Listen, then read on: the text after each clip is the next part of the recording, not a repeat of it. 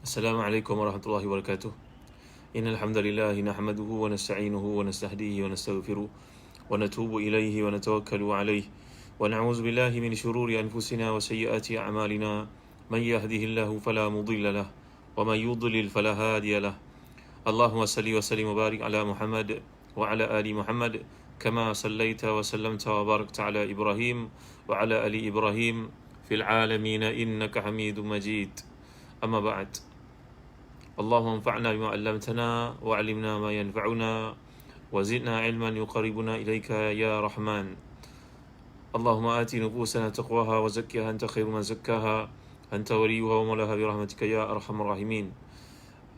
أما بعد. Tuan-tuan, perempuan, muslim-muslimat yang dirahmati dan dikasihi sekalian, Waalaikumsalam warahmatullahi wabarakatuh. Ibrahim, Hamidah, Abdullah, Fazalah Khamis sebagai top fan kita, Nur Nisan Nur Hasanah, Hafizah Jazuri, Mat Ai, Nur Sahliza, Ahmad Saidin, Puteri Lindungan Tuhan, Ummu Aisyah, top fan kita, Nuriza Idrus, top fan kita, Ummu Aisyah, dan semua yang hadir dalam kuliah pada malam yang mulia ni. Mudah-mudahan tuan-tuan dapat mendengar saya dengan baik ya. Dapat dengar ke? Dapat dengar mudah-mudahan ya. Marudiyah Musa, Nur Haniza Yan, Waalaikumsalam Rahimi, Filza Hamid, Azalina Kamalul Azam, semua yang hadir, yang dirahmati, dikasihi sekalian, Jamilul Jamal. Ayat kita yang kita bincangkan pada malam ni adalah pada ayat 97 hingga 100 dengan izin Allah SWT. A'udzubillahi minasyaitonir rajim.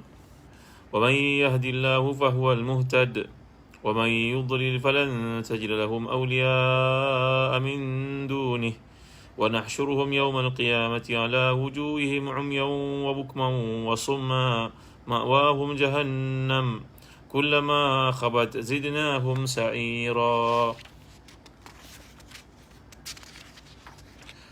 ذلك جزاؤهم بأنهم كفروا بآياتنا وقالوا أئذا كنا عظاما ورفاتا أئنا لمبعوثون خلقا جديدا أولم يروا أن الله الذي خلق السماوات والأرض قادر على أن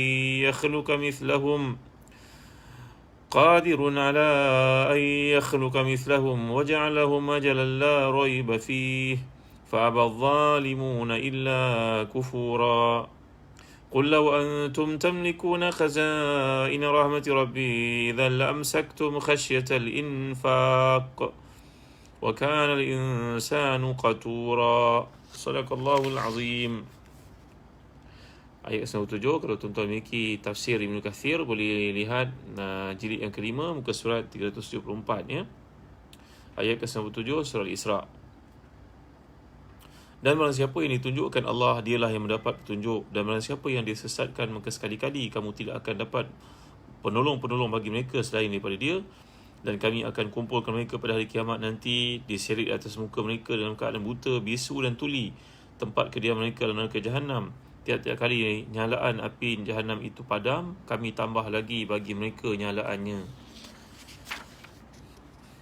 Itulah balasan bagi mereka kerana sungguhnya mereka kafir kepada ayat-ayat kami, dan kerana mereka berkata, apakah bila kami telah menjadi tulang berulang dan benda-benda hancur, apakah kami benar-benar akan dibangkitkan kembali sebagai makhluk yang baru? Dan apakah mereka tidak memperhatikan bahawasanya Allah yang menciptakan langit dan bumi adalah berkuasa pula untuk menciptakan yang serupa dengan mereka, dan telah menetapkan sesuatu yang tertentu bagi mereka yang tiada keraguan padanya? Maka orang-orang yang zalim itu tidak mengkehendaki melainkan kekafiran.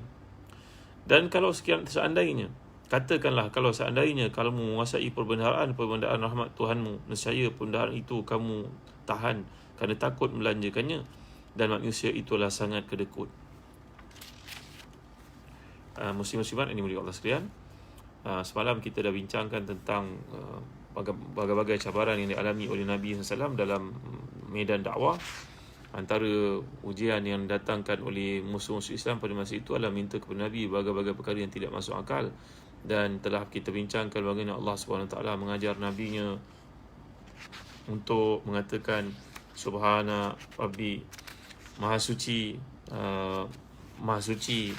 Allah Subhanahu Wa Taala, hal kuntu ila bashar rasula, bukankah aku ini hanyalah merupakan manusia biasa yang tidak mampu untuk memberikan kepada kamu apa yang kamu minta itu. Perkara-perkara yang pelik-pelik yang kamu minta itu, manusia biasa tidak akan dapat, tidak akan mampu untuk melakukannya.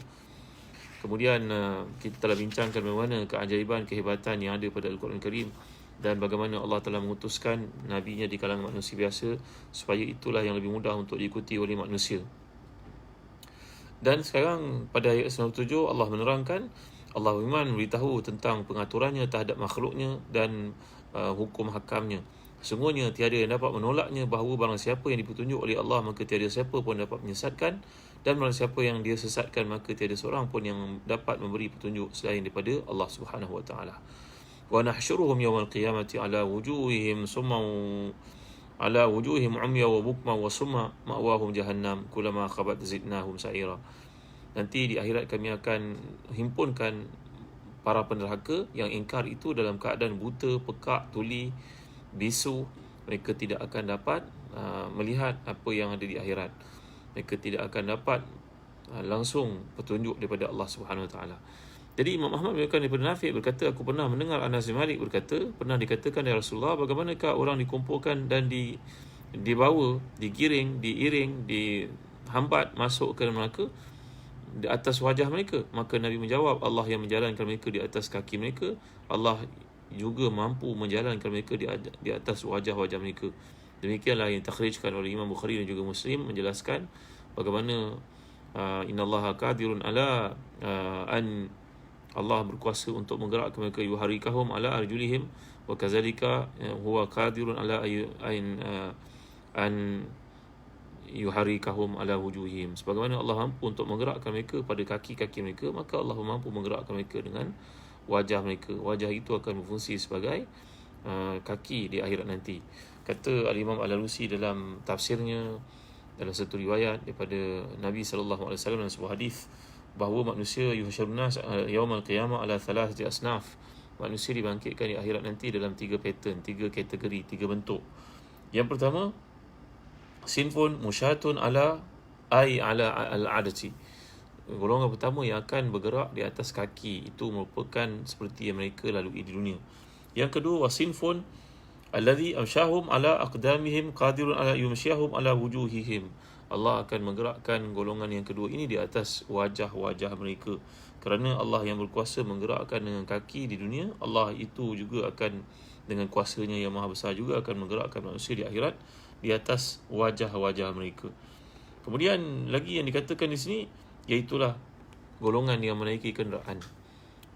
Golongan yang disediakan untuk mereka kenderaan, seperti golongan syuhada yang pernah kita bincangkan dalam isu ruh sebelum ini.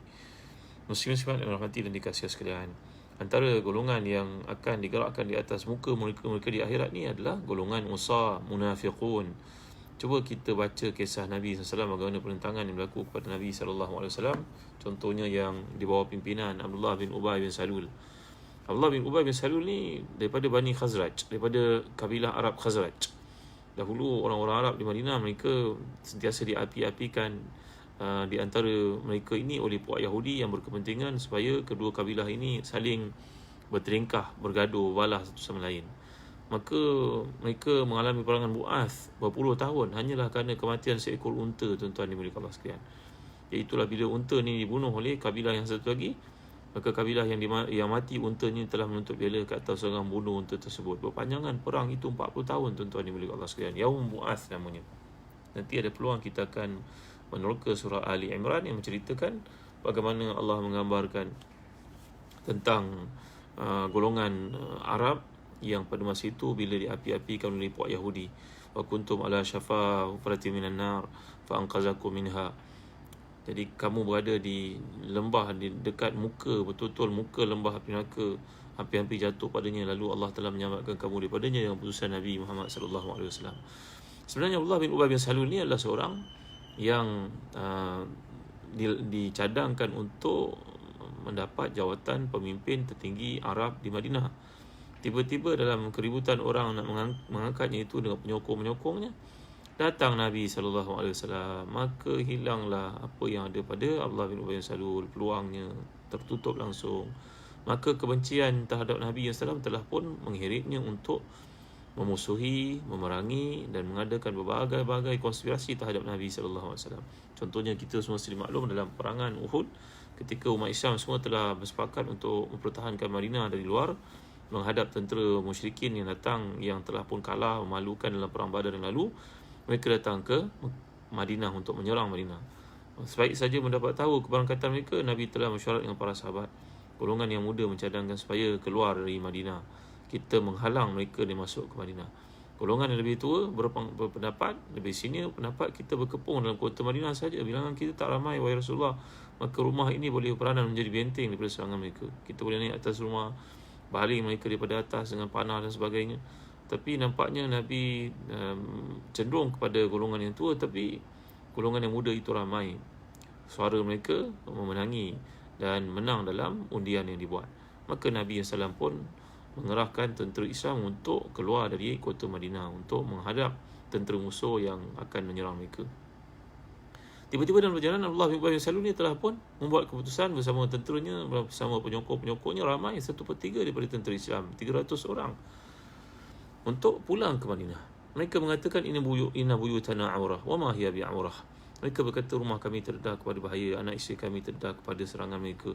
Maka mereka pun tanpa banyak bicara, ketika tentera Islam dah bergerak menuju ke Uhud, mereka kembali ke Madinah. Mereka tidak memberikan kesetiaan kepada Nabi. Mereka menolak mesyuarat yang telah dibuat keputusan seperti itu semata-mata untuk melemahkan moral semangat orang Islam. Dan kita pun tahu, saya pernah cerita pada tuan-tuan bagaimana Yahudi ni telah pun mengapi-apikan semangat kebencian terhadap Nabi, walaupun orang Yahudi telah mengadakan piagam persepahaman dengan Nabi SAW. Bani Nadir, Qainuqa, Quraizah dan sebagai contohnya. Kita telah bincangkan bagaimana api nyalaan kebencian ni turut dimainkan sentimen itu oleh puak munafiqun. Tuan-tuan dimuliakan Allah sekalian, ketika Nabi pulang daripada peperangan, maka Abdullah bin Ubay bin Salul ini berkata sesama mereka kepada golongan munafiqun ni, yaquluna in raja'na ila al-madinati ila al-madinah la yukhrijanna al-a'zu min ahli azal. Mereka berkata sungguhnya jika kita kembali ke Madinah dari medan perang, pastilah orang yang kuat, iaitu kami, akan menghalau orang yang lemah. Mereka maksudkan Nabi kita Muhammad SAW. Kata-kata itu sangat keji dan buruk. Mereka mengatakan bahawa mereka akan menghalau umat Islam, golongan muhajirin datang ke Madinah. Kata-kata itu didengari oleh anak kepada Abdullah bin Ubay bin Salul ini. Anaknya seorang yang mukmin muttaqi, tuan-tuan. Namanya Abdullah juga. Abdullah bin Ubay bin Salul. Jadi Abdullah bin Ubay bin Salul ni sahabat Nabi. Bapaknya munafik. Ya, iman ni tak diwarisi, tuan-tuan. Jadi Abdullah bin Ubay bin Salul ni sangat sayang kepada bapaknya, sangat hormat kepada bapaknya, walaupun dia tahu bapak dia ketua munafikun. Bila dia mendengar tersebarnya, bukan khabar angin lagi, satu benda yang pasti, bahawa ayahnya berkata, yaquluna in raja'na ila al-madinati la yukhrijanna al-a'zu min al-azal. Kalaulah balik ke Madinah nanti, kami akan menghalau golongan yang datang menyebuk-nyebuk kat Madinah ini. Maksudnya dia nak menghalau Nabi SAW. Maka Abdullah bin Ubay bin Salul ni masuk saja ke Madinah, dia telah duduk dengan pedangnya terhunus menahan ayahnya dari masuk ke Madinah. Dan bila ayahnya sampai saja, dia hulur pedang itu kat muka ayah dia. Ayah jangan masuk, sehingga Nabi menangkap ayah. Kalau tak, saya penggal kepala ayah kat sini. Semua orang cemas melihat peristiwa itu, tuan-tuan dimuliakan Allah sekalian. Dan akhirnya Nabi datang untuk menenangkan Abdullah bin Ubay bin Salul ni, berkata kepadanya, lepaskan ayahmu. Dan Abdullah bin Ubay bin Salul ni, anak yang bertakwa ini, yang hebat, sahabat Nabi yang mulia ni, datang bertemu Nabi, melaju pada Nabi. Wahai Rasulullah, semua orang tahu bahawa saya adalah seorang yang sangat taat pada ibu ayah saya. Semua orang tahu tiada siapa yang lebih taat dan lebih saleh terhadap ayahnya bandingkan saya. Sayangnya saya kepada ayah, tapi iman ni tak boleh dipaksa-paksa, wahai Rasulullah, ya. Seandainya Rasulullah membuat keputusan untuk membunuh ayah saya, bagilah peluang itu kepada saya. Kerana saya tidak akan mampu untuk melihat kelibat seseorang yang telah membunuh ayah saya sendiri. Tentulah tidak ada manusia di dunia ni akan sanggup membiarkan ayahnya untuk dibunuh oleh seseorang, walaupun ayahnya munafik. Allah, tuan-tuan ni boleh rasa. Masya Allah, tabaraka wa ta'ala. Itu sebabnya antara doa yang Nabi anjurkan untuk kita baca, tuan-tuan ni, saya ijazah kepada tuan-tuan doa ni, amalkan doa ni. Allahumma tahhir qalbi minan nifaq, wa amali minar riya, wa lisani minal kazib, wa aini minal khiyanah, fa innaka ta'lamu kha'inatal a'yun wa ma tukhfi as-sudur. Tuan, Allahumma tahhir qalbi min nifaq wa amali min riya wa lisani min al-kazib wa aini min al-khiyanah fa innaka ta'lamu kha'inatal a'yun wa ma tukhfi as-sudur. Allahumma tahhir qalbi min nifaq wa amali min riya wa lisani min al-kazib wa aini min al-khiyanah fa innaka ta'lam kha'inatal a'yun wa ma tukhfi as-sudur. Maksud doa ni tuan-tuan, doa ni riwayat daripada Abu Nuaim, itu juga dalam Al-Baihaqi, riwayat daripada Baihaqi, dan juga Ad-Dailami dalam Musnad Al-Firdaus, iaitu Nabi menganjurkan kepada kita untuk berdoa, ya Allah, bersihkanlah hati aku ni daripada nifaq, dan amalan aku daripada riya, dan lisan aku dari berbohong, dan juga mata aku daripada khianat. Sesungguhnya engkau mengetahui pengkhianatan mata dan apa yang tersembunyi dalam dada. Tuan, saya terjemahkan sekali lagi. Ya Allah, bersihkan hati aku daripada nifaq, dan amalan aku daripada riya, dan lisan aku daripada berdusta, dan juga mata aku daripada khianat. Sungguhnya engkau lah yang maha mengetahui tentang mata yang khianat itu dan apa yang tersembunyi dalam dada. Setengah para ulama mengatakan bahawa kita ni orang lelaki punya satu perbezaan daripada orang perempuan. Orang perempuan ni matanya lain daripada mata kita. Mata orang lelaki ni diciptakan oleh Allah untuk berburu, untuk mencari kehidupan, mencari wang, mencari kehidupan, pekerjaan dan sebagainya. Mata orang perempuan lain. Itu sebab dalam sebuah buku yang bertajuk Boys and Girls Learn Differently, bahawa kalau kita berkata pada isteri kita sebagai contohnya tentang permasalahan ekonomi, isu-isu ekonomi yang berlaku, kita kena patut berjaga-jaga dan berwaspada, dan patut mengamalkan satu pendekatan, maknanya berjaga-jaga dari sudut apa yang kita perolehi, dari sudut income kita, inflow kita, outflow, belanja kita, expenses kita. Kita bercerita benda yang serius, tapi nanti isteri akan tegur kita, abang, rambut abang dah banyak uban. Kita sedang bercerita perkara yang kita rasakan besar sangat dan nak ada menyertai, membantu kita untuk mengeluarkan idea-idea yang bernas. Tapi nampaknya orang perempuan kadang-kadang dia fikir benda-benda yang kita tak terfikir, tak terjangkau di fikiran kita, tuan-tuan. Itu sebab kata para ulama, kadang-kadang dalam kehidupan ni, kita orang lelaki mudah untuk melihat benda-benda yang tak sepatutnya. Tuan-tuan dimuliakan sekalian, sekarang zaman orang melihat maksiat di hujung jari. Mereka boleh membeli, melanggan macam-macam video dengan harga yang murah, dan boleh melihat macam-macam video tanpa ada tapisan daripada Finas dan sebagainya. Tak ada siapa boleh halang, tuan-tuan. Pada masa itu hanya iman yang berbicara.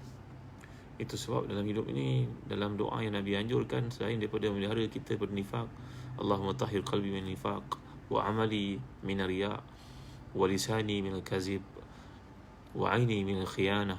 Ya Allah, peliharalah hatiku daripada sifat nifaq, pelihara amalan aku daripada riya, lisan aku daripada berbohong, dan juga peliharalah aku daripada segala perkara-perkara yang buruk. Jagalah mata aku daripada khianat, kerana sungguhnya engkau lah yang mengetahui pengkhianatan mata dan juga apa yang disembunyikan oleh dada. Jadi orang lelaki ni kecenderungannya lebih. Itu sebab Allah gambarkan dalam surah An-Nur, bila Allah nyatakan kullil mu'minina yaghuddu min absarihim wa yahfazu furujahum zalika azkalahum. Katakan kepada orang-orang beriman, lelaki, jagalah mata mereka. Allah tak suruh tutup mata, tapi Allah suruh jaga mata, tuan-tuan dimuliakan Allah sekalian. Kenapa? Kerana kita orang lelaki ni sentiasa terdorong untuk melihat benda-benda yang haram. Kadang-kadang tengah mandu pun mata kita boleh dimaksimiskan penggunaannya untuk memanfaatkan berbagai-bagai cermin yang ada dalam kereta itu, depan, belakang, kiri, kanan, semua kita nampak, orang lalu dan sebagainya. La ilaha illallah Muhammadur Rasulullah. Maka kembali kita kepada diskusi dalam ayat ini. Allah menceritakan tentang golongan munafiqun, golongan kafirin yang akan dijalankan di akhirat nanti dengan wajah mereka. Kenapa? Wajah ni adalah anggota yang paling mulia, tuan-tuan. Tapi bila akal yang terdapat dalam anggota yang paling mulia itu tidak digunakan untuk mentaati Allah, mematuhi segala perintahnya, maka lebih baiklah ia jadi lutut, tukar dia jadi kaki nampaknya. Itulah logik yang dikatakan oleh Imam Mutawalli Sya'rawi. Kalau kaki yang sepatutnya digunakan oleh kita kat dunia ni untuk bergerak, berlari dan sebagainya, akal begitu tinggi Allah jadikan tempat yang paling mulia di kepala. Tapi bila akal itu tidak digunakan dengan betul, maka dia terbalik. Di akhirat fungsinya akan jadi kaki. Kaki itu letak atas kepala. Kalau seseorang itu marah kepada seseorang umpamanya dalam bahasa-bahasa yang kasar, bahasa pasar, orang kata kat mana letak akal? Kat lutut ke? Tuan-tuan, jadi ini ada seperti yang dimaksudkan dalam ayat Allah SWT di sini, bahawa sebagaimana Allah berkuasa menggerakkan manusia di atas kakinya, maka Allah juga akan menggerakkan manusia di atas kepalanya di akhirat nanti.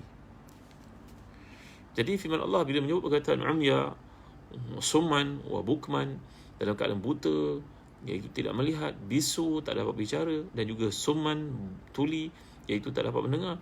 Hal itu terjadi kerana satu keadaan saja, tiada keadaan lain bagi mereka, iaitu kerana di dunia mereka memekakkan telinga, membutakan mata, menghentikan akal daripada berfikir terhadap perkara-perkara yang benar, perkara-perkara yang betul. Tak pernah pun sekelumit masa yang ada itu diambil untuk berfikir. Semuanya untuk berhibur saja. Orang-orang kafir ni hidup mereka macam binatang, tuan-tuan dimiliki Allah sekalian. Kerana kehidupannya untuk berpesta, bergembira, berseronok, dia tidak mahu tanggungjawab. Tuan-tuan dimiliki Allah sekalian. Jadi Allah mengingatkan bahawa si kafir itulah balasan yang akan diterima olehnya. Kata Al-Imam Al-Alusi, kemungkinan makna dalam ayat Allah di sini dengan perkataan yang disebut umyan wa bukman wa summan, maknanya mereka itu dibutakan dengan sebenar-benarnya, dipekakkan dengan sebenar-benarnya, ataupun dalam maksud majazinya di akhirat besok mereka tidak dapat melihat kebenaran, mereka tidak dapat melihat Allah SWT, mereka tak dapat mendengar perkataan-perkataan yang baik yang diucapkan oleh para malaikat. Segala yang mereka dengar itu adalah perkara-perkara buruk belaka. Ini adalah satu perkara yang tersirat di sebalik maksud ayat kata Imam Al-Alusi dalam satu pandangan yang dikemukakan oleh sebahagian daripada para ulama. Tapi kalau kita lihat kepada hakikatul ayat dalam Islam, dalam bahasa Arab, dalam Quran, kalau kita baca, kita mengambil kira perkara yang zahir, yang hakikat yang dikemukakan oleh ayat itu tanpa takwil, itu lebih utama. Kemudian dalam ayat ini Allah mengatakan kullama khabat zidnahum sa'ira. Tiap-tiap kali api neraka Jahannam itu padam, maka kami akan tambah lagi nyalaannya. Dalam kitab-kitab tafsir, contohnya tafsir Qurtubi mengatakan bahawa yang akan menjadi kayu api kepada neraka itu adalah pihak musyrikun, pihak kafirun, pihak munafiqun. Mereka akan jadi kayu api. Bila kita memahami ayat ini, maknanya api neraka itu tidak pernah berhenti menyala, tuan-tuan. Dia tidak sempat jadi debu, dia tak sempat jadi bara. Dia sentiasa menyala. Dia baru saja nak jadi bara, maknanya nak slow down dia punya kepanasan itu, Allah akan khabat zidnahum sa'ira, kami jadikan dia menyala semula. Dari sudut logik, kalau digambarkan kat sini, seolah-olah ada peringkat-peringkat penyiksaan yang berlaku, kata Imam Al-Alusi yang tafsir ni. Maknanya ketika api tu hampir padam, kalau dia punya skala tu nak turun, Allah nyalakan balik. Tapi kalau masa dia turun itu mungkin dia sejuk sikit. Dia sudut logik, kata Imam Al-Alusi. Betul juga penghayatan terhadap ayat ini. Mereka mentadaburnya begitu mendalam sekali. Jadi kalau api itu slow, api itu nak menjadi bara, sebelum ditambah dengan bahan-bahan untuk memanaskannya atau menjadikannya lebih berang lagi, lebih bergejolak lagi, maka tentulah pada ketika itu ia sejuk sebentar, kata Imam Al-Alusi dalam bahasan oleh para ulama mutakalimin. Tentu ada azab yang dikenakan terhadap mereka, seperti yang kita lihat dalam peristiwa Isra' dan Mi'raj sebagai contohnya. Apa yang dipertontonkan kepada Nabi kita tentang golongan yang derhaka, golongan yang degil, golongan yang mengambil tanggungjawab tapi tidak melaksanakan, makan harta anak yatim, penzina dan sebagainya, maka azab dalam neraka itu tak pernah berhenti untuk mereka, tuan-tuan. Jadi dapat kita fahami dalam maksud ayat di sini, azab itu tidak pernah dikurangkan oleh Allah. Setiap kali dia nak kurang, ditambah lagi dengan yang baru. Sehingga kita baca surah Al-Alaq, la yamutu fiha wa la yahya.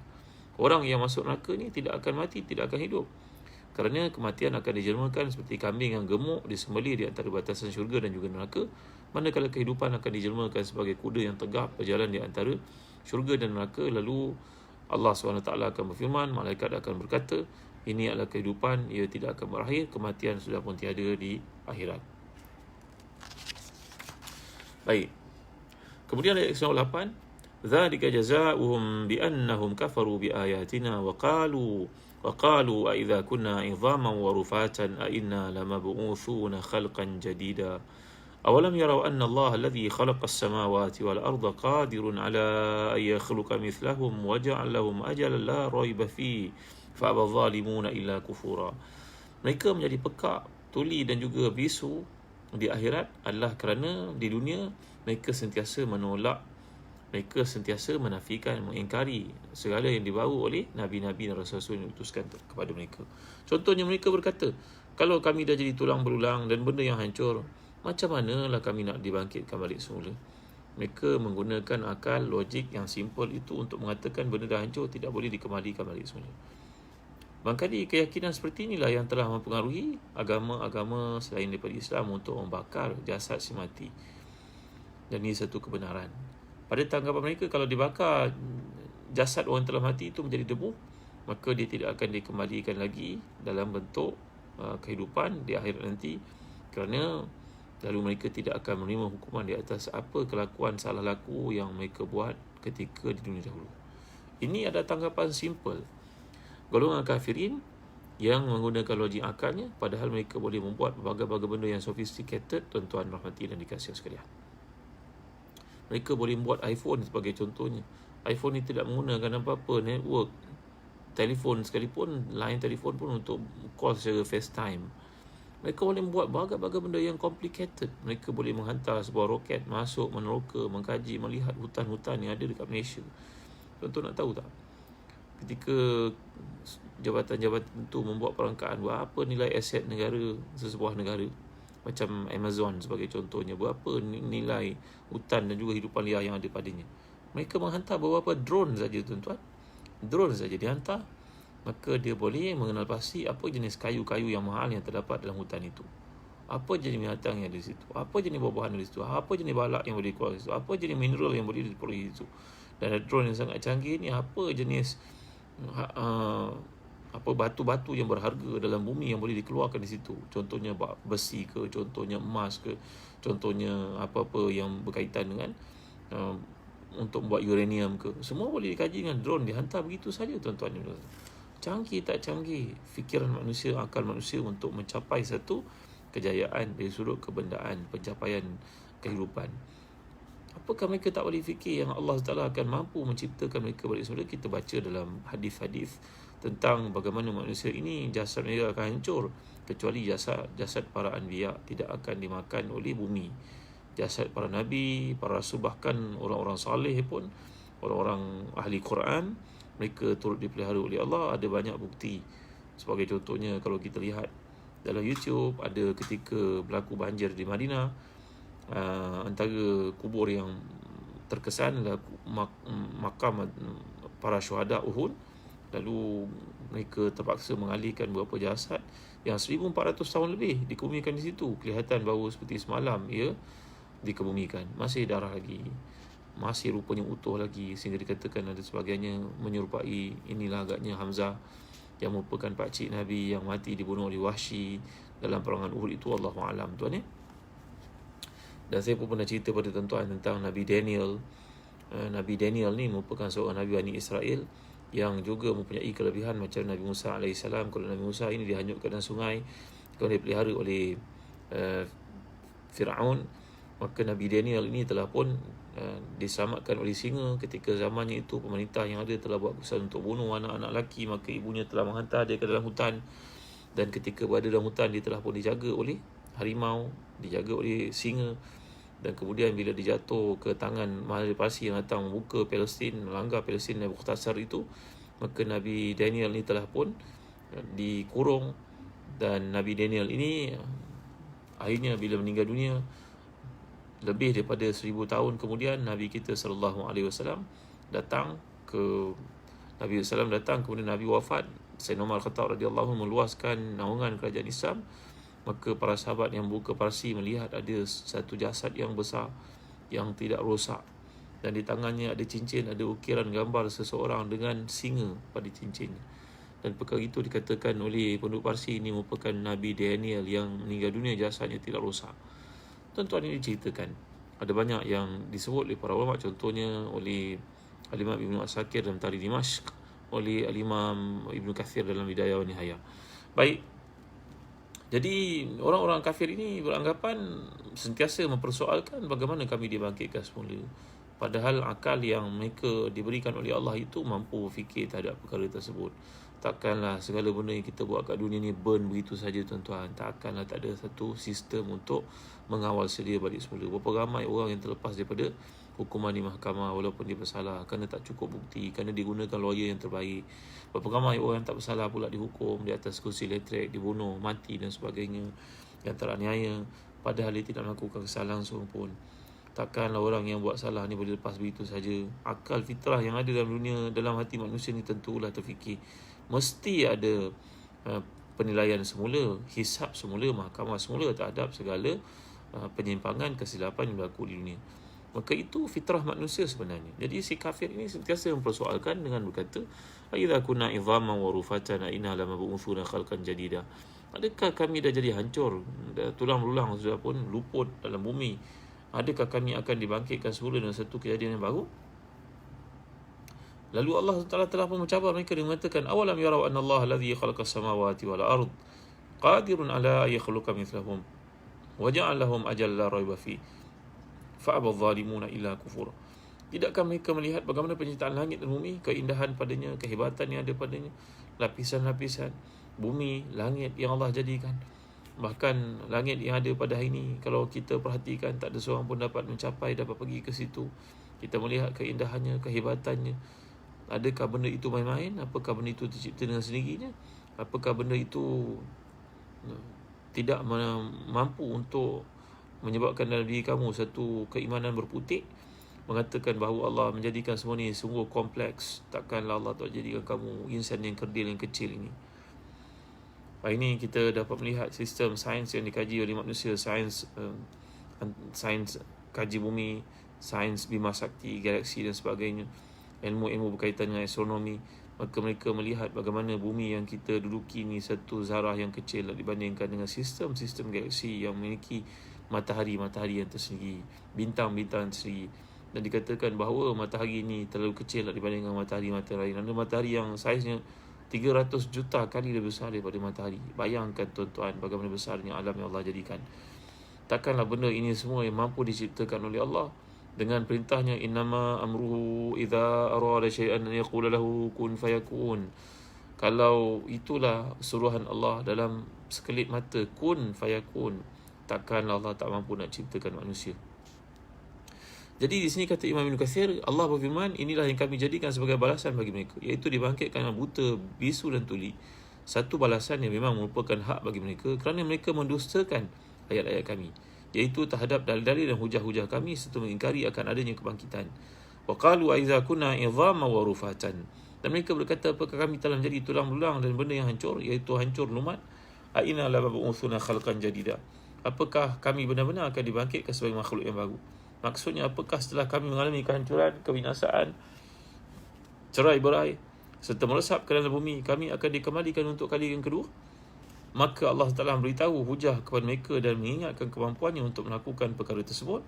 Dia adalah Tuhan yang menciptakan langit dan bumi. Maka sungguhnya kemampuannya lah untuk mengembalikan kejadian mereka merupakan satu perkara yang mudah. Dan dalam ayat ini Allah berfirman, awalam yarau anna Allah alladhi khalaqas samawati wal ard qadirun ala yakhluqa mithlahum. Apakah mereka tidak perhatikan bahawa Allah menciptakan langit bumi dan kuasanya sangat hebat kat situ? Allah mampu untuk mengembalikan ciptaan mereka balik semula, iaitu pada hari kiamat nanti, badan mereka dikembalikan mengalami pertumbuhan kembali seperti mana dia memulakan ciptaan mereka buat pertama kali. Iaitulah bila kita semua akan dikebumikan, mati dalam lahat masing-masing, maka yang akan tinggal anggota badan inilah ajabatuz zanab. Ajabatuz zanab ni tuan-tuan, di bahagian hujung tulang belakang itu, di bahagian punggung itu ada satu bahagian namanya ajabatuz zanab. Apa dipanggil dalam bahasa orang putih apa? Cox, apa dipanggil? COAX, apa dia? Saya pun tak ingat tuan. Jadi bahagian itu saja yang akan ditinggalkan. Tuan-tuan dimuliakan Allah sekalian. Tajuk Ramli kata macam cerita Tarzan pula. Macam cerita Mowgli pula. Ya, betul tuan-tuan. Golongan ini mengkaji, mereka membaca kisah-kisah itu dan kemudian mereka applykan dalam cerita-cerita fantasi mereka. Cerita-cerita Nabi banyak mempengaruhi cerita-cerita orang barat sebenarnya. Kalau kita perhatikan Ain Harun, tulang sulbi. Yalah di bahagian tulang sulbi itu di bahagian hujung Jabatu Zanab, Coccyx apa? Dr. Noazia kata COCYX. Saya nak sebut apa pun saya tak erti tuan-tuan tapi itulah di bahagian yang akan tinggal pada jasad seseorang bila mereka dimatikan oleh Allah Subhanahu Wa Taala. Maka yang akan tinggal bahagian tersebut nanti bila datang summa nufikha fihi ukhra fa idahum qiyamun yanzurun, yang telah kita bincang dalam surah Az-Zumar yang lalu. Nanti Allah akan turunkan hujan selepas tiupan sangkala yang kedua. Maka sebagaimana benih ditumbuhkan dengan hujan yang turun, pokok itu bercambah, membesar menjadi pokok, maka demikian juga Jabatu Zanab yang menjadi tempat simpanan rahsia kehidupan seseorang itu lepas mati. Bila Allah seru, dia akan hidup balik semula, bermula daripada bahagian tersebut. Subhanallah, Masya Allah, Tabaraka wa Ta'ala. Coccyx yalah, tulang tongkeng. Apa-apalah tuan-tuan, tuan faham sudah Jadi inilah yang digambarkan oleh Allah SWT pada hari kiamat nanti, badan mereka dikembalikan dan diberikan pertumbuhan kembali sebagaimana dia telah mulakan penciptaan mereka. Jadi golongan munafiqun, golongan kafirin, golongan musyrikin, mereka menolak dengan menggunakan akal mereka apakah boleh dijadikan balik semula. Padahal dengan penciptaan teknologi yang ada pada ini, mereka mampu buat macam-macam perkara yang luar biasa. Apakah tak terdetik sedikit pun dalam hati mereka bahawa mereka akan dibangkitkan untuk menerima hisab di atas segala yang mereka lakukan, tuan-tuan. Allahu Akbar, Masya Allah, Tabaraka wa Ta'ala. Abdullah bin Ubay bin Salul yang saya ceritakan tadi, ketua para munafiqin ini, ketika beliau nak mati, beliau minta daripada puteranya Abdullah namanya juga Abdullah bin Ubay bin Salul ni, anaknya yang saleh itu. Dia kata pada anaknya, anakku, ayah nak mati ni, pergilah panggil Rasulullah mengimamkan salat jenazah ayah kalau ayah mati Allahu Akbar, subhanallah, masya-Allah. Walaupun dia munafik, tetapi yalah, manusia tahu penghabisan hidupnya.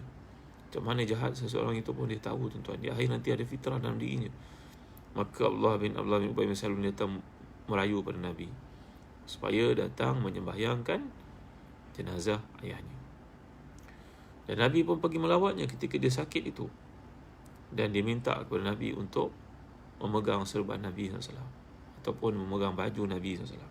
Diberikan kepadanya baju ataupun serban Nabi SAW, dan dia pun memeluknya, memegangnya, meminta kalau mati besok kau kalau bersama dengan serban dan jubah Nabi SAW itu. Allahu Akbar, Masya Allah, Tabaraka Ta'ala. Anaknya bernama Abdullah bin Ubay bin Salul datang merayu kepada Nabi, wahai Rasulullah, sembahyangkanlah ayah saya. Saya tahu dia bersalah kepada Nabi, tapi sembahyangkanlah jenazah dia, wahai Rasulullah. Maka Rasulullah pergi sembahyangkan jenazah ayahnya ini. Perkara ini berlaku sebelum diturunkan oleh Allah ayat daripada surah Taubah, wala tusalli ala ahadin minhum mata abada wala taqum ala qabri. Janganlah kau sembahyangkan jenazah si munafik, golongan munafik, wahai Muhammad, dan jangan kau berdiri di kubur mereka. Ayat ini turun selepas Sayyidina Umar Khattab radhiyallahu anhu meminta pada Nabi, wahai Rasulullah, tak payahlah pergi sembahyangkan golongan munafikin, biarlah orang lain mengimamkan sembahyangnya. Abu Bakar ada, orang lain pun ada. Tak payah Rasulullah pergi, kerana munafikun ni kalau Rasulullah pergi, Rasulullah SAW mengiktiraf kejahatan mereka dan pengikut-pengikutnya tidak sedar. Rasulullah SAW kata, khuyirtu fa'akhtar, aku diberi pilihan oleh Allah nak pergi atau tak pergi, maka aku pilih untuk pergi. Sayyidina Umar tak setuju Nabi pergi. Kemudian Allah turunkan ayat, Nabi tidak boleh pergi, Nabi diharamkan untuk menyembahyangkan jenazah munafikun. Tuan-tuan yang mulia sekalian, saya pernah ulas perkara ni bukanlah menunjukkan Allah mengikut kata-kata Sayyidina Umar dalam permintaannya kepada Nabi. Ada banyak perkara yang turun selepas permintaan Sayyidina Umar. Bukan Allah mengikut perintah atau permintaan Umar, tidak. Tetapi kerana tepatnya hati Umar yang bersih itu, sehingga menyebabkan segala yang terlihat olehnya adalah menepati apa yang ada di sisi Allah SWT. Maka Nabi membayangkan Abdullah bin Ubay bin Salul, kemudian turun ayat mengharamkan Nabi untuk pergi lagi ke pengkebumian seseorang munafikin. Lepas itu Nabi tidak pergi. Yang menyimpan list nama para munafikin ni adalah Huzaifah bin Al-Yaman radhiyallahu anhu wa arda. Jadi tuan-tuan dan hati dan dikasihan, golongan munafikun, kafirin, musyrikin ini, kafirin, munafikin dan musyrikin, mereka punya hati, tetapi hati itu tidak digunakan untuk melihat. Akal itu tidak digunakan untuk berfikir benda yang benar. Dengan sebab itu Allah menghukum mereka di akhirat, mereka menjadi buta. Sama ada buta itu buta fizikal atau buta spiritual, masih lagi tak nampak kebenaran, walaupun di akhirat tak mendengar apa yang perkara-perkara yang baik yang disampaikan di akhirat, tak melihat Allah SWT sebagai contohnya, maka itu adalah hukuman terhadap keingkaran dan kedegilan, kebejatan, penyimpangan mereka kat dunia kerana tak gunakan akal. Maka kamu akan dengan nasib yang sama di akhirat. Itu satu pandangan yang dikemukakan oleh Imam Al-Alusi dan tafsirnya. Kemudian ayat waja'ala lahum ajal la raiba fih, dan dia telah menetapkan waktu yang tertentu bagi mereka yang tiada keraguan padanya. Maknanya batasan waktu tertentu untuk membalikan, bangkitkan mereka daripada kubur masing-masing. Wa ma nu'akhiruhum illa li ajalin ma'dud. Kami tidak mengundurkan waktu, semuanya telah ditetapkan dalam sejak azali lagi. Jadi manusia akan duduk dalam kubur masing-masing, mungkin ribuan tahun, mungkin ratusan tahun, sehingga berlakunya kiamat. Semuanya telah ditetapkan oleh Allah. Bila sampai waktu mereka dibangkitkan, mereka akan melihat alangkah sekejapnya berada di alam kubur. Bila Allah gambarkan, kalam yalbathu illa sa'atan minan nahari yata'arafun, mereka menyedari bahawa mereka duduk dalam kubur itu tak sampai separuh hari pun. Pendeknya waktu. Amatlah sia-sia bila kita melakukan perkara kemungkaran, kemaksiatan, tak berbaloi. Kerana kehidupan ini sangat pendek, tuan. Bila manusia mati, manusia dikebumikan. Bila dibangkitkan, mereka pun sedar Allah pendeknya hidup. Sekejapnya waktu berlalu. Memang tak baloi untuk melakukan kemaksiatan dan perkara-perkara yang dibenci oleh Allah SWT. Kemudian datang ayat terakhir untuk renungan kita pada malam ni, ayat ke-100. A'udzubillahi minasyaitanirrajim. Qul law antum tamlikuna khazain rahmati rabbi idzal lamsaktum khasyatal infaq wa kana al-insanu qatura. Kalau seandainya kamu menguasai perbendaharaan rahmat Rabbku, tentulah perbendaharaan itu kamu akan tahan kerana takut melanjakannya. Dan adalah manusia itu sangat kedekut. Kata tafsir Ibn Kathir pada muka surat 307, Allah berfirman kepada Nabi-Nya Muhammad SAW, katakanlah wahai Muhammad kepada mereka, seandainya kamu, wahai sekalian manusia, dapat menguasai perbendaharaan Allah, nescaya kamu menahannya kerana takut untuk menginfakkannya. Ibn Abbas dan Qatadah berkata, iaitu takut miskin. Dengan kata lain, takut perbendaharaan itu akan lenyap, padahal sebenarnya tidak akan yang habis untuk selamanya, kerana sungguh demikian itu merupakan satu karakter dan sifat kamu. Bagaimana kayanya Allah, tuan-tuan. Daripada manusia yang pertama zaman Nabi Adam sampailah kita hari ini, dan akan berlanjutan sampailah ke kiamat. Semua manusia minta Allah bagi. Allah bagi cepat, bagi lambat, bagi dalam bentuk perlindungan, keselamatan dan sebagainya. Kata para ulama ni, yustajabu li ahdikum ma lam ya'jal. Dia beri kepada kamu segala benda yang kamu minta selagi kamu tak tergesa-gesa. Yasta'jil.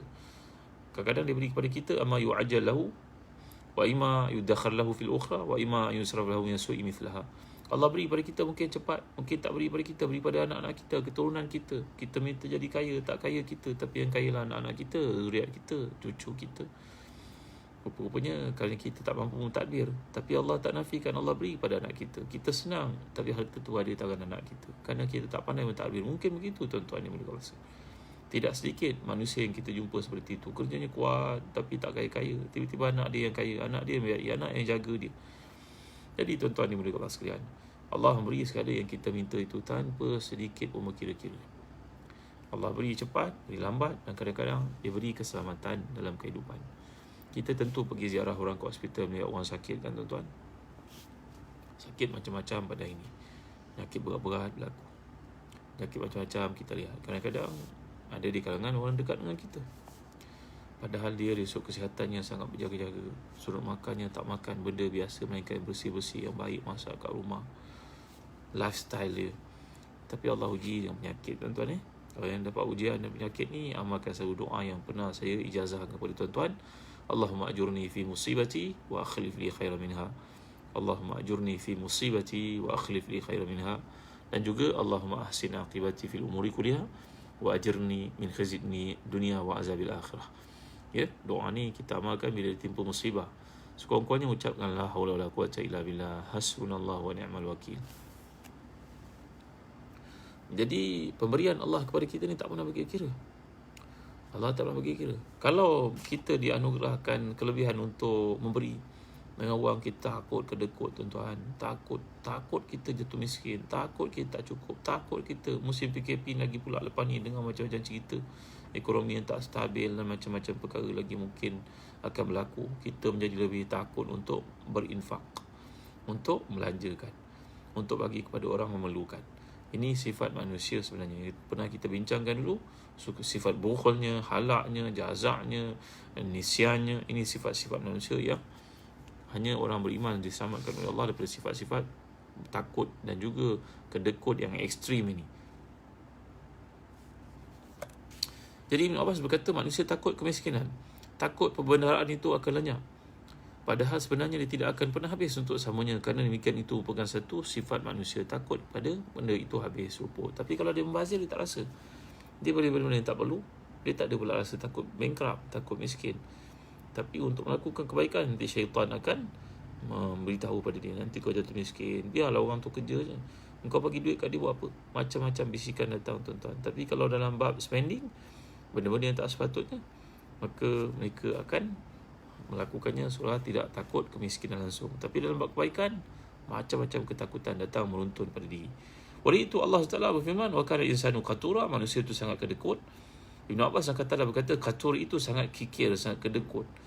Dan Allah Taala berfirman, am lahu nasibun min mulki fa idza la yu'tuna an-nasa naqira, ataukah mereka memiliki bahagian dari kerajaan, walaupun demikian mereka tidak akan berikan sedikit pun kebaikan kepada manusia. Maksudnya seandainya mereka memiliki bahagian dalam menjalankan kekuasaan Allah, nescaya mereka tidak akan beri satu pun kepada orang walau sedikit. Dan Allah Ta'ala telah menyifatkan manusia ini dengan sifat yang berbagai-bagai kedekut, takut, yang bukan-bukan, ekstrim dan sebagainya, kecuali dah orang yang diberikan taufik dan hidayah oleh Allah SWT. Orang yang diberikan hidayah oleh Allah. Jadi sifat kedekut dan bakhil, gelisah merupakan sifat manusia. Ini menunjukkan bagaimana sifat kepemurahan, kedermawanan dan kebaikan Allah yang manusia perlu contohi, manusia perlu pelajari. Dalam As-Sahihaini, iaitu Bukhari dan juga Muslim, ditegaskan bahawa Nabi bersabda, yadullahi mala'a la yaghiduha nafaqatun saha'ul laili wan nahar, ara'aytum ma anfaqa munzu khalaqa samawati wal ard fa innahu lam yaghdi ma fi yadihi. Tangan Allah ni penuh dengan kekayaan. Maknanya pemilikan Allah ni melebihi segala-galanya. Tidak pernah berkurang dengan sebab kedermawanan, kepemurahan Allah kepada sekalian manusia yang dia memberi pada waktu pagi, petang, siang dan malam. Tidakkah kamu mengetahui bahawa dia telah memberikan kepada kamu, kepada manusia yang pertama sampai manusia yang terakhir nanti, segala yang mereka minta, tidak mengurangi sedikit pun daripada kekuasaan Allah Subhanahu Wa Taala. Jadi ini mempunyai kaitan dengan ayat yang lalu, bila Allah menceritakan tentang sifat si kafir ini, sifat kedekutnya, sifat takutnya kepada kehilangan harta. Jadi sedangkan dari satu sudut yang lain, mereka merasakan bahawa sebab kematian ni, mereka nak mati, mereka takut kematian dan mati itu akan mengakhiri kehidupan mereka. Maka kat dunia ni buatlah satu perkara itu dengan bersungguh-sungguh. Ini satu perkara yang mereka fikirkan. Kita dapat melihat orang kafir pada hari ini bekerja pagi, petang, siang, malam, menipu, buat apa sahaja. Mana ada fulus semuanya lurus, membojoh lalu menintang sapu. Ini sifat si kafir tuan-tuan. Kerana baginya tidak ada akhirat. Pada sangkaannya tidak ada akhirat. Dan kalau ada akhirat sekalipun, dia anggap dia tak pergi. Dia boleh pilih untuk tak pergi sebab dia dah bakar jasad dia. Dia ingat dengan debu-debu itu Allah tidak mampu untuk kumpulkan balik semula. Jadi di dunia ni bantai puas-puas, sapu habis-habisan, belasah betul-betul. Ini sifat si kafir tuan-tuan. Dengan kedekutnya, dengan tamaknya, halobanya, pentingkan diri sendirinya, ini semua sifat si kafir. Bahawa si kafir ini menyembah Tuhan, Tuhannya lah duit. Kalau anda boleh bagi duit kepada dia, anda adalah Tuhannya. Kalau esok orang lain bagi duit kepadanya, orang itu pula bertukar jadi Tuhannya. Maka inilah gelagat, kelakuan si kafir. Jangan kita contohi tuan-tuan. Habis semua dilanggarnya kerana padanya tiada akhirat. Dan kalau ada akhirat pun dipilih untuk tidak pergi, kerana dia dah enjoy sepenuhnya kebaikan, keseronokan itu ketika di dunia. Sedangkan kita orang beriman, pernah saya bawakan kepada tuan-tuan hadis bahawa orang yang paling bahagia di dunia, orang paling kaya, orang paling mewah di dunia, tapi kemewahan itu datang dari sumber yang haram. Nanti di akhirat, ketika dibawa masuk neraka, dia celupkan sekelumit masa yang pendek itu, diangkat semula, lalu ditanya kepadanya, wahai fulan, engkau pernah senang tak? Padahal di dunia 80 tahun dia hidup dalam kesenangan. Kesenangan yang berasaskan penipuan, kezaliman, mengambil hak orang, seperti si kafir ini. Maka di akhirat besok dia celupkan neraka, ditanya kepadanya, engkau pernah senang tak? Dia jawab, ya Allah, tak pernah wahai Tuhan. Padahal kat dunia 80 tahun dia senang. Dia baru sekelumit, sekejap dia celup dalam neraka. Manakala si mukmin yang bersabar di atas kesusahan dunia, dia mencari yang halal, dia tak terlibat dengan benda yang haram, walaupun hidupnya susah, sederhana, banyak hajatnya tak tertunai, tak tercapai, tetapi dia tetap berpegang teguh pada prinsip akidahnya dan juga halal haramnya, maka susah dia kat dunia 80 tahun, boleh sampai 100 tahun agak-agak orang hidup kat dunia. Jangan-jangan kan, katalah 100 tahun dia hidup dalam kesusahan. Nanti di akhirat, kerana kesabarannya itu dimasukkan dalam syurga, dicelupkan dalam syurga sekejap. Lalu Allah bertanya kepada dia, hai hamba-Ku fulan bin fulan, kau pernah susah tak? Baru sekejap masuk dalam syurga, baru sekelumit, sedetik masuk syurga. Allah tanya kepada dia, fulan, kau pernah susah tak? Di dunia 80 tahun, 100 tahun dia susah, tapi susah dengan penuh kesabaran dan ketakwaan. Dia jawab pada Allah, ya Allah, tak pernah aku susah, kerana kenikmatan akhirat sesaat dicelup dalam syurga itu meluputkan segala kesusahan, kepayahan ketika hidup di dunia walaupun 100 tahun. Jadi pilihlah yang mana satu, tuan-tuan. Setiap hari sebenarnya ada malaikat menyeru. Dunia ada anak-anaknya, akhirat ada anak-anaknya, mana pengikut-pengikutnya. Fakunu min abna'il akhirah. Jadilah kamu anak-anak kepada akhirat, iaitu golongan yang berat bab akhirat. Kerana di dunia beramal, tiada hisap. Di akhirat menerima pahala di atas amalan, tiada lagi amalan. Ingat baik di dunia adalah amalan tiada hisap. Di akhirat hisap, tiada lagi amalan. Kalau engkau nak minta sembahyang lagi sekali kat syurga pun Allah dah tak bagi, dah tak ada peluang dah. Dah habis waktu nak kembali ke dunia. Rabbana amatana sanataini wa ahyaytana sanataini fa'atarafna bi dhunubina fahlik la maradin min sabil. Semua manusia nak kembali ke dunia, walaupun orang masuk syurga pun, kerana melihat ada orang lebih tinggi kedudukannya dalam syurga, diminta untuk kembali ke dunia, untuk bertukar semua, buat lagi kebaikan supaya dapat mengatasi orang yang lebih baik daripadanya di akhirat itu. Jadi semua orang akan menyesal di akhirat, tuan-tuan. Bukan saja ahli neraka menyesal, bahkan ahli syurga pun merasa kesal kerana tak tambah amal salihnya ketika di dunia. Mudah-mudahan Allah bermanfaat kepada kita di atas kuliah yang telah disampaikan ni, tuan-tuan. Mudah-mudahan tuan-tuan yang ada kesempatan, anak-anak kita ada kat rumah, musim cuti sekolah panjang ni, tuan-tuan, rebutlah peluang untuk isi masa mereka dengan perkara manfaat. Ajar mereka untuk azan, ajar mereka sembahyang berjemaah, ajar mereka untuk hafaz surah tertentu daripada Al-Quran, ajar mereka untuk isi waktu dengan latihan. Ambil berat bab maths, tuan-tuan, bahasa Inggeris. Jadi macam saya lemah bahasa Inggeris, tengok tuan-tuan. Didik anak kita untuk faham bahasa Inggeris, untuk pandai bahasa Inggeris kan, supaya mereka jadi pemimpin-pemimpin yang hebat pada masa akan datang. Ya, kami di Telaga Biru alhamdulillah dah menerbitkan buku-buku latihan topikal berbagai-bagai subjek daripada darjah 1 sampai darjah 6.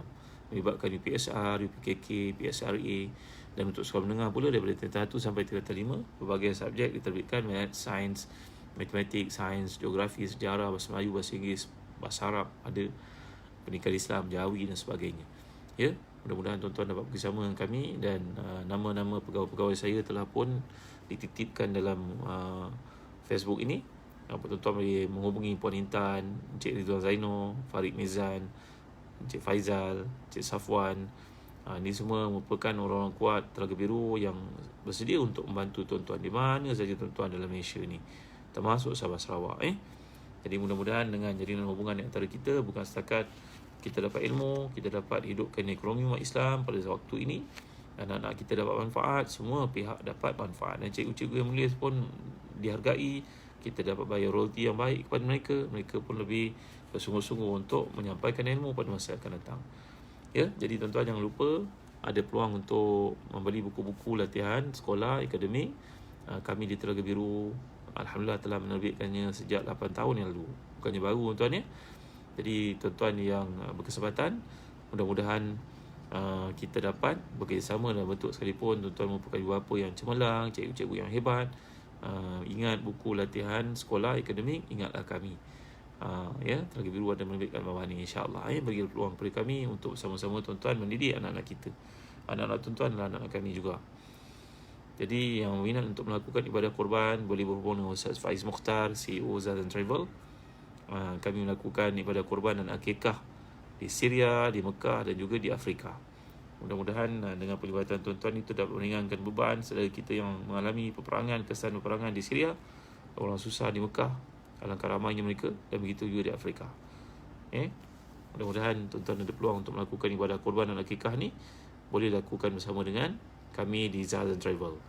Sekian setakat ini saja dulu. Terima kasih Suzy Zaina, Daniel, Fauzia Zainal sebagai top fan kita, Raihana Yaakob, Rozana Aziz, Nurmala Mahmud top fan kita, Rajiha Abdullah, Rohana Maila top fan kita, Noheti Rujikan, Ismaili bin Burhan, Ramini Hussein top fan kita. Jadi terima kasih atas kehadiran tuan-tuan. Aziz Taifo, terima kasih. Mudah-mudahan bagi tuan-tuan yang menyayangi kuliah ini, menyayangi saya kerana Allah, saya jawab daripada tuan-tuan. Barakallahu fikum wa ahsana ilaikum wa kathara amthalakum.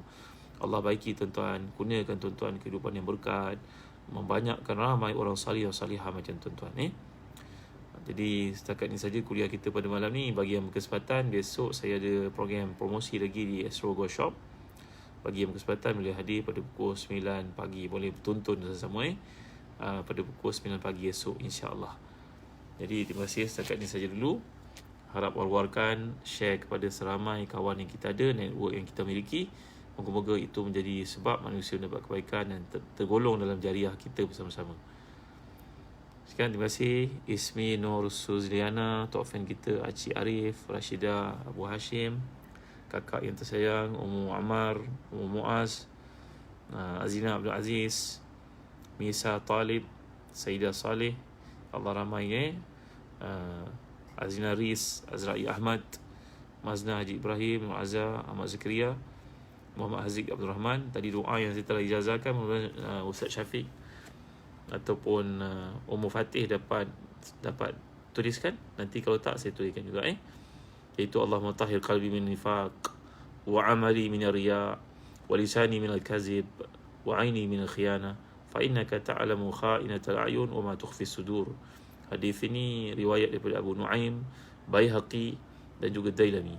Maksudnya, ya Allah, ya Tuhanku, aku mohon kepadamu, bersihkanlah hatiku dari penyakit nifaq, dan bersihkanlah amalanku daripada riak, bersihkanlah lidahku daripada pembohongan, dan bersihkanlah mataku daripada khianat. Engkau mengetahui perkara yang tersembunyi, engkau mengetahui perkara yang khianatnya mata dan juga perkara yang tersembunyi.